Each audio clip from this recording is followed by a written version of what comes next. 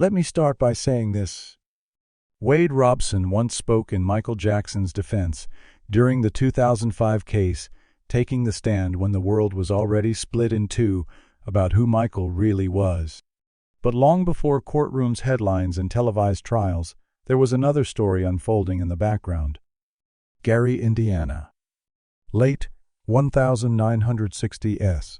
A cramped house on a worn-out street, filled with noise, tension, and the kind of silence that makes your stomach knot. Inside that house, a young boy named Jermaine Jackson stood shoulder to shoulder with history before anyone realized history was being made. He sang next to a child who would go on to become the most famous pop star on the planet, watched the spotlight slide just a few inches away from him, and learned early that being near greatness does not mean you will ever share in it. As the years passed, Jermaine did not slip behind because he lacked talent, drive, or loyalty. He slipped behind because he stayed when others were ready to leave, because he believed that family duty and silence would somehow protect him.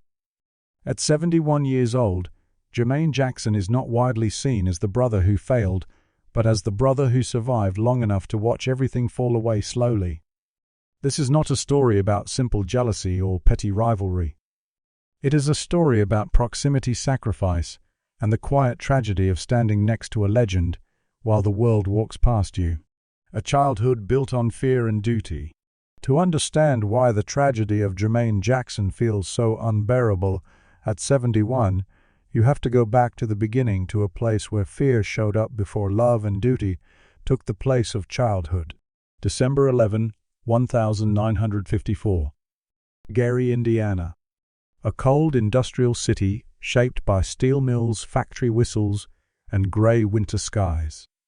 Jermaine Jackson is born into a family where, according to many accounts, love is measured in performance and survival depends on obedience.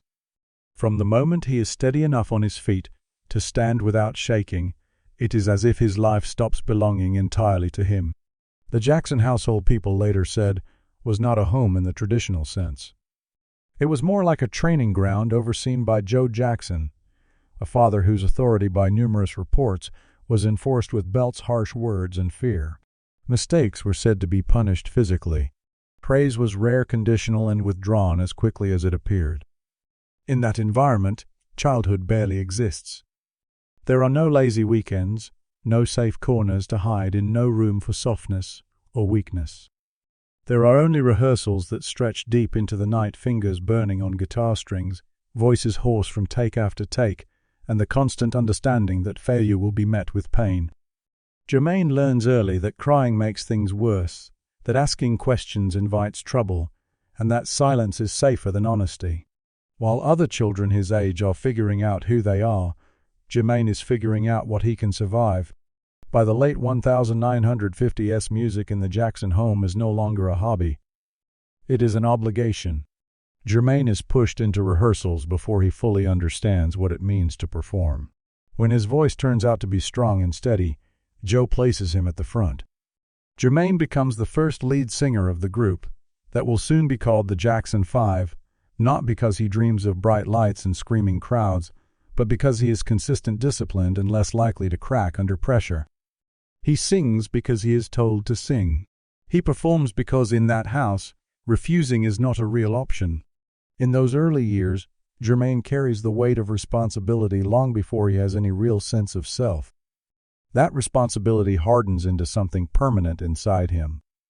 He begins to believe his worth comes from keeping things together, from doing what is required without complaint, from absorbing pain so others do not have to.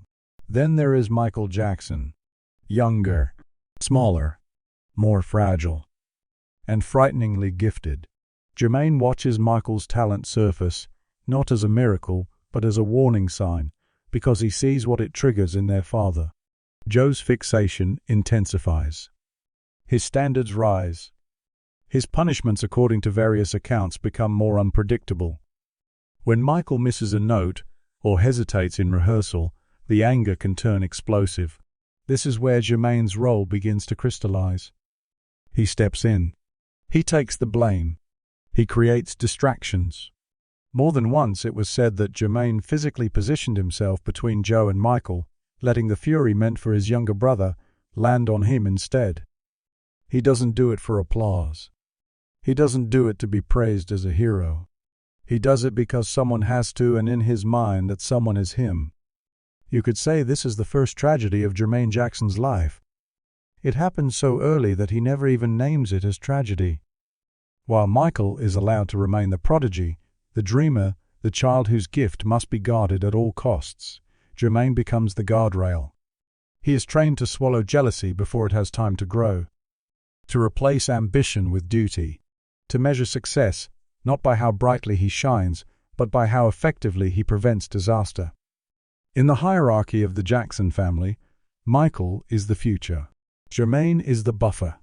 He is the one who keeps the machine moving smoothly, even if the gears grind him down in the process. As the years go by and the group starts performing locally, then regionally the pressure only gets heavier. The family's reputation grows, and with it Joe's control. Jermaine becomes hyper-aware of every slip, every missed step, every lapse in discipline, because he knows punishment doesn't always fall on the one who made the mistake. He learns responsibility before identity, loyalty before self-worth. By the time the Jackson 5 begin attracting serious attention, Jermaine has already absorbed a dangerous belief that his purpose is to serve something bigger than himself, even if it costs him everything. He does not dream of running away. He dreams of holding the line. By the late 1960s, when Motown comes calling and the Jackson 5 are poised on the edge of global fame, Jermaine is still a child in age, but not in spirit. He has been conditioned to endure, to obey, to protect. Outsiders read these traits as maturity and strength. What they cannot see is the emotional bill that comes with it. Jermaine has never been allowed to ask who he wants to be. He has only been told who he is required to be. When the cameras finally begin to lock onto Michael, when the world starts recognizing the youngest brother as something rare, almost otherworldly, Jermaine doesn't complain. He does what he's been doing his whole life. He adjusts. He steps back instinctively the same way he always has. This is not a calculated sacrifice. It is reflex. It is muscle memory. And that is exactly what makes this chapter so devastating. Jermaine Jackson's tragedy does not begin with fame or failure. It begins in a house where fear is routine and duty is mandatory, where love feels conditional and protection is a job assigned, not chosen. Long before the world compares him to Michael, long before critics call him the other brother, Jermaine's fate is already forming around him. He was never positioned to be the star. He was positioned to be the shield, the one who stands close, absorbs the impact, and makes sure the real prize survives. By the time Jermaine walks onto a stage for the first time, his role has already been locked in. Not the one who shines the brightest, not the one history will obsess over. He is the one who stays, the one who protects, the one who sacrifices quietly. And in a family built on fear and fierce ambition, that role will follow him for the rest of his life, shaping every decision, every loss, and every heartbreak that comes next. Watching Michael become different. The cruel twist is this: Jermaine Jackson did not get left behind because he failed. He got left behind because someone else became impossible to ignore. In 1969, when the Jackson 5 signed with Motown and moved to Los Angeles, Jermaine Jackson was not yet the overlooked brother people think of today. He was a central piece of the group's identity, singing lead on multiple tracks, playing bass with precision, grounding their performances with a steady confidence that made executives feel secure. In those first Motown sessions, Jermaine's voice was familiar, controlled, and steady, the kind of voice producers trusted to carry a song without surprises. For a brief moment, the spotlight felt shared, balanced, earned. But something began to shift in the rehearsal rooms and recording studios, long before it showed up in album credits or magazine covers. It started small, almost invisible. Until it wasn't. Michael Jackson, still just a child, began to sound different. Not just good, not just gifted, but unnervingly precise. There was an emotional charge in his voice that could stop a room in mid-sentence. Producers noticed immediately. They leaned forward when he sang. They replayed his takes more often. They asked him to try lines again, not because he had made a mistake, but because they wanted to see how far he could push it. Jermaine noticed it too, standing only a few feet away, watching the room subtly rearrange itself around his younger brother without anyone ever announcing the change. Cameras started to linger a little longer on Michael's face. Interviewers shifted their questions toward him. Photo shoots quietly repositioned bodies so that Michael stood dead center. Nobody said Jermaine was being replaced. Nobody had to. The process was quiet, methodical, and relentless. What made it unbearable was that Jermaine had not done anything wrong. He didn't forget lyrics. He didn't drift off task. He didn't rebel, didn't storm out, didn't throw fits. He knew rebellion could fracture the fragile order that held his family together. So he did what he had always done. He adapted. He stepped half a pace back, let Michael drift naturally toward the center, and told himself this was temporary, that things would balance out again. But they never did. With each hit record, the distance widened, not necessarily in raw talent but in attention. In meeting rooms, producers now spoke to Michael first. In studios, suggestions were framed around Michael's voice. On stage, the loudest bursts of applause came when Michael stepped forward, while Jermaine's contribution slid into the background, essential but barely acknowledged. He watched his role dissolve in real time. It wasn't ripped from his hands in one dramatic scene. It was slowly reassigned inch by inch until one day he realized he was no longer being treated as a lead at all, but as support. And the most chilling part was how normal it seemed to everyone else. There were no screaming arguments, no family blow-ups, no decisive moment where Jermaine could point and say that's when it happened. Just a quiet drift that made him less central with every passing month.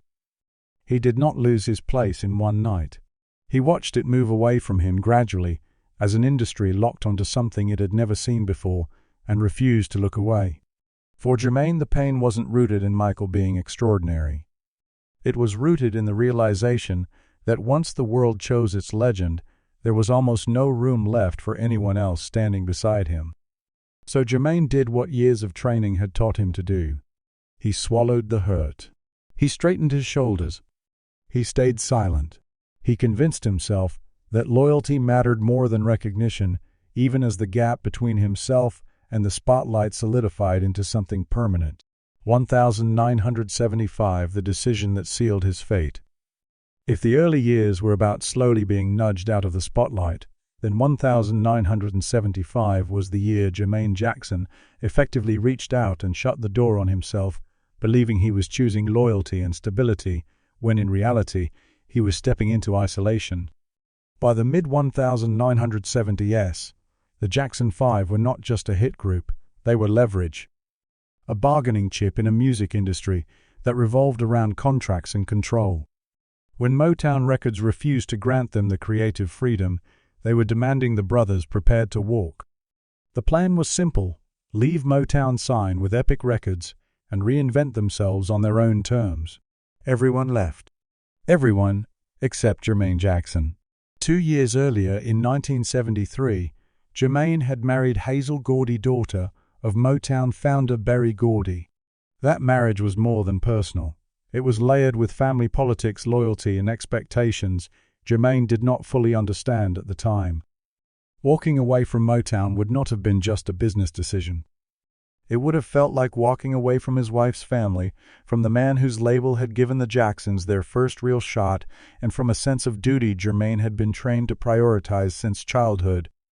So when the moment came in Los Angeles, in 1975, inside Motown offices, where careers had been built and futures were now being renegotiated, Jermaine stayed. He convinced himself that he was choosing the honorable path, that loyalty, love, and faith in his own talent would be enough to carry him forward as a solo artist. In that instant, he believed he could finally step out of Michael's shadow without betraying the people who had helped raise the Jackson name. The response from reality was swift and unforgiving. Almost overnight, Jermaine was cut off from the group's momentum, separated from the energy, visibility, and creative evolution that would soon transform his brothers into the Jacksons under a new label. He remained tethered to a company many insiders were already starting to view as yesterday's giant. The press began referring to him as the brother who stayed, a neutral phrase on the surface, but one that carried a quiet accusation. Over time, commentators and fans would look back and say this was the worst decision of his career, not because Jermaine lacked musical ability, but because in the entertainment world timing and proximity often matter more than principle. As the years rolled on, the marriage to Hazel came under strain. According to various reports, jealousy, pressure, and conflicting expectations chipped away at whatever stability Jermaine had hoped to secure. When the marriage finally ended in divorce, he was left without the family unity he had tried to protect and without the career advantage he thought his loyalty would guarantee. By the time the dust settled, the damage was permanent. A solo career under a shadow. That choice in 1975 flowed directly into the next phase of Jermaine's life, a solo career not defined by simple failure, but by something more suffocating: endless comparison. From 1976 through the late 1980s, Jermaine worked relentlessly between Los Angeles and New York. He recorded albums, went on the road, did press, and did the work most artists never get credit for: the unglamorous grind behind every release. On paper, his career looked solid. He had real hits. Let's Get Serious in 1980 became a genuine success, climbing the charts and proving that Jermaine could stand on his own musically. His voice, smooth, controlled, and confident, resonated with audiences. His stage presence was polished and sure. Any other artist with his resume would have been treated as a respected star. But every article, every review, every media appearance came packaged with the same unspoken label: not Michael. Critics praised his vocals, but almost always as slightly lesser than his younger brothers. His shows were called strong, but never as electric. His success was framed as impressive for Michael's brother, not simply impressive in its own right. Jermaine found himself trapped in a comparison loop. No matter what he achieved, it was weighed against something no one else in his generation could match: Michael Jackson at the peak of his powers. What made this period especially painful was the way Jermaine responded to it. Instead of lashing out, he stayed loyal. Instead of creating distance, he closed ranks. He refused to publicly tear Michael down, even when doing so might have helped him carve out a separate identity. As Michael's fame exploded into something mythic, Jermaine stood in interviews and defended him, redirecting questions away from rivalry and back toward family unity.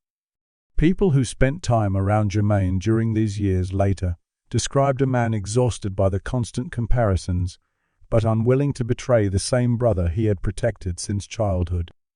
He accepted being second quietly, not because it didn't hurt, but because fighting it would have meant breaking from the duty-driven persona he had carried since those long nights in Gary. The psychological toll was immense. Success without recognition doesn't build confidence. It erodes it. Jermaine lived in a strange limbo too, accomplished to be dismissed as irrelevant, yet too overshadowed to be fully celebrated. Each album felt like a test he could never truly pass. Each interview was a reminder that his story only mattered when Michael's name appeared beside it. Each performance became less about triumph and more about endurance. As years went by and controversies around Michael began to surface, Jermaine still chose loyalty. He stayed vocal in his support, even when that choice chipped away at his own credibility. The more he defended, the tighter the shadow grew. The tragedy of this era is not that Jermaine Jackson failed as a solo artist. It is that his achievements were drained of meaning by an industry and a culture that had already decided who the legend would be. He did the work. He showed up. He delivered. And still the reward never matched the effort. By the late 1980s, Jermaine Jackson was known everywhere but centered nowhere. Recognized but rarely revered. Successful but deeply unfulfilled, living proof that standing too close to greatness can lock you in its shadow forever. The decision he made in 1975 did not destroy him overnight. It sentenced him to something slower, quieter, and in many ways crueler, a lifetime of doing enough and still being told it wasn't. Defending Michael at all costs. If there was ever a moment when Jermaine Jackson could have stepped back and reclaimed his life, it disappeared the instant the world turned against his younger brother. From 1993 onward, Jermaine made a choice that would define everything that followed.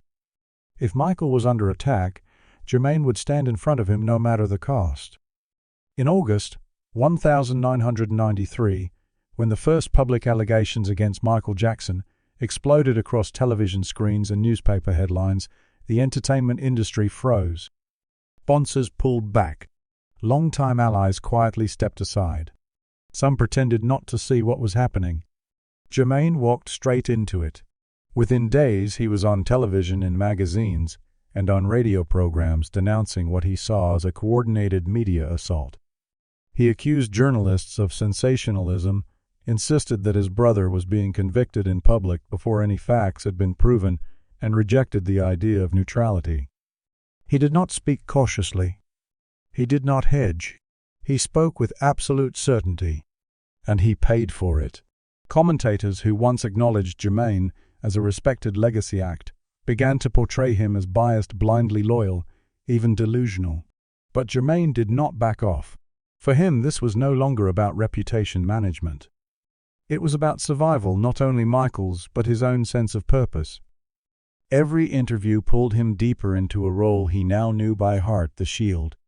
The more he defended, the more isolated he became from an industry that prefers distance when scandal hits. Silence might have preserved his image, but to Jermaine, silence would have felt like betrayal, and betrayal was a line he refused to cross. As the years moved forward, the scrutiny around Michael never fully disappeared. Jermaine remained on high alert, answering rumors, challenging tabloid narratives, and calling out broadcasters he believed were exploiting controversy for ratings. He accused parts of the media of racial bias and framed the coverage as a modern-day witch hunt. Some supporters admired his loyalty. Others quietly stopped calling. Invitations thinned out. Appearances were fewer and more conditional. Jermaine's name appeared most often in connection with Michael's legal troubles, not his own music or project. The more he spoke, the more his public identity collapsed into a single-role defender. By the time the 2005 trial began, Jermaine was no longer just a brother standing by. He was one of Michael's most visible shields, a familiar face outside the courthouse, repeating the same message over and over, that his brother was innocent and the system was broken. Public opinion split. Fatigue set in. But Jermaine had gone too far down this path to turn back. Any attempt to step away could have been seen as doubt, and he would not allow that even in his own mind. Behind the scenes, people close to him later described a man under relentless strain. He was worn down by the vigilance required to defend someone under constant attack, yet unable to stop because his identity had fused with Michael's survival. Every new headline felt like a personal blow. Jermaine sacrificed his remaining credibility without pause, aware that aligning himself so completely with Michael's defense would limit his own opportunities, yet convinced that his position as protector mattered more than anything the industry could offer. This wasn't a PR plan. It was the same instinct that had guided him as a child in Gary, stepping into the path of danger before asking whether it was sustainable. By the mid-2000s, his interviews followed a patterned, combative tone, no patience for opposing views, visible frustration with journalists demanding nuance. That rigidity pushed away potential allies who might have supported him as an individual artist rather than as a spokesperson. Still, Jermaine would not recalibrate. Admitting he had gone too far would have meant acknowledging that his life had become secondary to someone else's crisis, and that truth was too painful to face. When the 2005 trial ended and Michael tried to rebuild his career, Jermaine stayed on guard. He monitored coverage, responded to criticism, and framed any lingering doubt as proof that the persecution had never really stopped. The years blurred into a cycle of defense and disappointment. Until June 25, 2009. The day the phone rang and everything he had been holding together collapsed in a single sentence: Michael was gone. Jermaine was the one who identified the body. the one who stepped before cameras and confirmed the death to the world. His voice was controlled. His face was composed. But something behind his eyes looked permanently broken. In that moment, the full cost of his loyalty became impossible to ignore. He had tied his identity to his brother's survival, and now there was nothing left to protect. June 25, 2009, the day everything collapsed. For most people, June 25, 2009 is the day Michael Jackson died. For Jermaine Jackson, it was the day the last structure holding his life together finally gave way. Because this was never just about losing a sibling. It was about losing the central purpose around which his entire existence had been organized. The call came in the afternoon. Sudden. Disbelief. Years of defense, denial, and vigilance shattered by a few words on a phone line. When Jermaine arrived at the hospital, the chaos was already sealed behind doors, doctors moving with controlled urgency, staff avoiding his eyes, a heavy, suffocating silence in the hallway that said more than any explanation. Jermaine was asked to identify the body. In a sterile room under harsh fluorescent lights, he stood over the still figure of the brother he had spent his life shielding. In that room, he wasn't a former Motown star or a media defender. He was simply an older brother staring at a silence he could not interrupt. Witnesses later described Jermaine as unusually controlled. His expression fixed, his posture straight. He didn't break down in front of the staff. But from everything known about his past, collapsing had never really been an option. Not as a boy in Gary, not as a grown man in front of cameras, and not on the day the world demanded composure more than ever. Hours later, Jermaine walked out in front of microphones at UCLA Medical Center and told the world what it did not want to hear. His tone was calm, measured, almost detached as he announced Michael Jackson's death. That image, Jermaine delivering the words that ended an era, would become part of the permanent visual archive of pop culture. In the days that followed, grief expanded into something more destabilizing. With Michael gone, Jermaine did not just lose family. He lost function. For more than a decade, his role had been clear: defend, shield, correct, push back. That role had given his life shape and direction. Now it disappeared without warning and without replacement. The media that once framed him as a defender now treated him as a witness, a surviving character in a story that no longer needed protecting. The questions shifted from accusations to memories, from defense to nostalgia. And Jermaine was left in a reality where loyalty no longer had a living target. Public memorials, a comeback show that never happened, and an ocean of global mourning created a level of noise that left very little room for Jermaine's private grief. Once again, he was expected to be composed, available, and strong, even as the core of his identity crumbled beneath the surface. According to people who knew him during this period, Jermaine wrestled with insomnia, guilt, and a deep sense of unfinished duty. He replayed moments from decades earlier, wondering if anything he had done had actually changed the outcome. The defender had survived the war, but there was nothing left to defend. Financial complications, estate battles, and constant speculation quickly followed, layering stress and confusion over the grief. Jermaine, who had spent years sacrificing his own standing to protect his brother, now found himself navigating a system focused less on loyalty and more on legality and profit. The irony was brutal. Michael's death lifted his legend into a new, untouchable sphere. Jermaine's presence faded even further into the margins, his contributions reduced to footnotes in a narrative too massive for nuance. From that day forward, Jermaine Jackson was no longer the defender at the gates. He was the one left alive, carrying memories no one else could fully understand, and a silence heavier than any accusation he had ever tried to refute. June 25, 2009 didn't just end Michael's life. It ended the version of Jermaine Jackson who had been holding himself together for decades.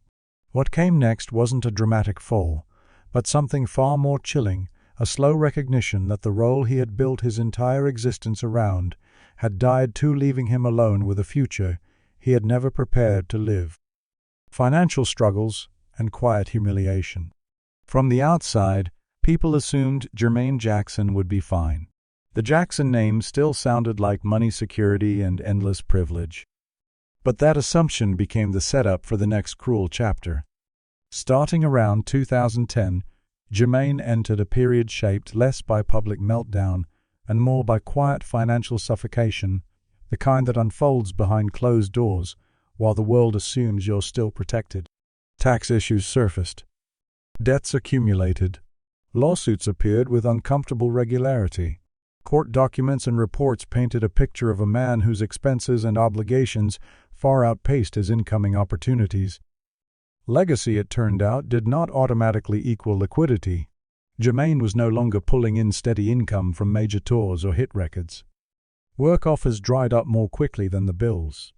Legal fees, child support and obligations from past relationships, and the everyday costs of maintaining even a modest public lifestyle in Los Angeles piled up while the phone rang less and less with meaningful gigs. What made it especially humiliating was the disbelief that surrounded it. Many people heard Jackson and assumed wealth. Creditors and courts did not. By the mid-2010, as Jermaine's name appeared in articles and legal filings connected to money disputes and estate tensions, placing him back in the headlines, not as an artist, but as a complication. To some observers, he looked less like a music veteran and more like a financial problem that needed managing. The sting was sharp. He had spent decades defending Michael without hesitation, often to his own detriment. Now, even in the aftermath, he was tangled in systems he couldn't control, struggling to stay afloat, while the world continued to imagine he was sheltered by a fortune that had never really been his. This was not a dramatic collapse in the tabloids. It was something worse: prolonged instability, hidden beneath a famous last name wrapped in public misunderstanding. Asking for sympathy was almost impossible because hardly anyone believed he needed it. Family collapse and personal loss. If financial pressure wore down Jermaine's sense of safety, the slow unraveling of his personal life pulled apart the last pieces of his identity outside of music. Through the 2000s and 2010s, Jermaine's private world was marked by repeated fractures, multiple marriages, multiple divorces, and relationships that, according to various accounts, could not survive the strain of history, expectations, and unresolved pain. What began as hope often ended in bitterness, mistrust, or quiet distance. Each breakup left behind both emotional and financial scars. Children grew up, some drifted away, and communication thinned. Family gatherings, where they existed at all, became tense or rare. Little by little, it seemed that the loyalty Jermaine had so freely given throughout his life was no longer something he could count on in return. Public perception shifted in the background. Where he was once viewed simply as part of music royalty, he became, in the eyes of many, a side character in a story that revolved around someone else's legend. People who knew Jermaine during this period described a man increasingly isolated, worn down by years of carrying responsibility without receiving much protection himself. The cruel symmetry of his life became inescapable. He had spent decades stepping between danger and the people he loved, but when his own life began to come apart, no one stepped in front of him. There were no shields left for Jermaine, no public figures rushing to reframe his story, no system built to reward a lifetime of quiet sacrifice. As personal ties frayed, the emotional cost cut deeper than any unpaid bill, because it forced him to confront something he had avoided for most of his life: that sacrifice does not guarantee connection, and devotion does not guarantee that anyone will be there when you finally need help. At 71, still alive but erased. By the time Jermaine Jackson entered his 70s, the tragedy of his survival was impossible to ignore. He was not remembered as a villain nor as a spectacular cautionary tale. He was something more unsettling: a man who had simply faded out of focus. From around 2020 onward, Jermaine's appearances became rare. When he did sit for an interview or show up in public, there was a fragility to him, a reflective, slowed-down version of the young man who once anchored stages with steady confidence. His answers were calm but tired, punctuated by long silences and careful wording, as if he were constantly silently sorting through which memories were safe to expose. More often than not, he talked about Michael. He revisited old moments, defended his brother's legacy, and instinctively slipped back into the role of guardian, even though there was no crisis left to manage. What stood out most was how little space he left for himself in those conversations. His own achievements, his own pain, his own losses were pushed into the background. It was as if even in old age, Jermaine did not fully believe his story mattered on its own terms. Meanwhile, the culture moved on. New stars rose. New scandals came and went. Younger generations recognized the last name Jackson, but many of them could not clearly say who Jermaine was or what he had done. And that is where his tragedy sharpens to a point. Jermaine Jackson did not crash in flames. He did not vanish in a spectacular scandal. He endured. He survived. And in surviving, he lived long enough to be half forgotten. At 71, he stands as a quiet reminder that not all losses are sudden, and not all tragedies end with headlines. Some unfold slowly over decades, through loyalty, silence, and a lifetime spent standing next to someone the world has chosen to immortalize.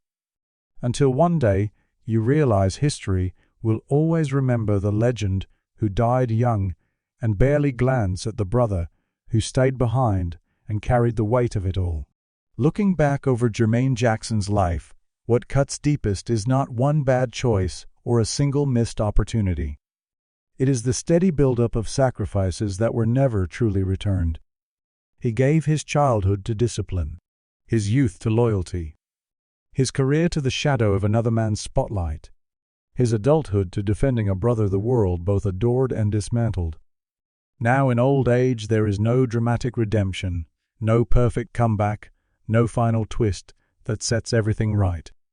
There is only a quiet man living with memories that weigh more than any fame ever did. Jermaine did not fail loudly. He endured quietly, and that endurance cost him nearly everything people still assume he has. So ask yourself, is survival always a victory, or can surviving become its own kind of punishment? Was Jermaine Jackson simply unlucky, or was he trapped by loyalty in a world that only truly rewards the ones who are willing to walk away? If you know someone whose life or personality mirrors this story, share their name in the comments. We'd like to explore their journey as well.